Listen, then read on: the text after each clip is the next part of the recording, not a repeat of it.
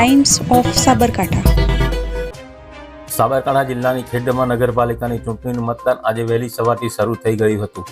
ચૂંટણીમાં રોકાયેલ અધિકારીઓ, polling staff તથા પોલીસ કર્મચારીઓ પોતાની ફરજ પર વહેલી સવારથી તૈનાત થઈ ગયા હતા. જ્યારે ક્યાંય કાચું ના કપાય તે માટે ઉમેદવારો પણ વહેલી સવારથી જ પોતાના બૂથ પર સ્ટેન્ડ બાય થઈ ગયા હતા.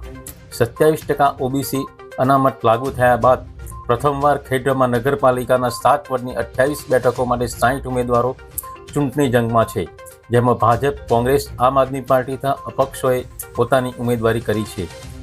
જ્યારે વોર્ડ નંબર 3માં આમ આદમી પાર્ટીના ઉમેદવારે પોતાના ભાજપના ઉમેદવાર તરફે ટેકો જાહેર કરીને ચૂંટણીમાંથી ખસી જતા હવે 59 ઉમેદવારો વચ્ચે કસમકસભર્યો જંગ ખેલાશે. અત્રે ઉલ્લેખનીય છે કે સ્થાનિક સ્વરાજ્યની ચૂંટણી હોવાથી સ્થાનિક ઉમેદવાર હોવાથી પણ મતદારો ઉત્સાહિત રહ્યા હતા. Bureau report, times of Sabarkantha.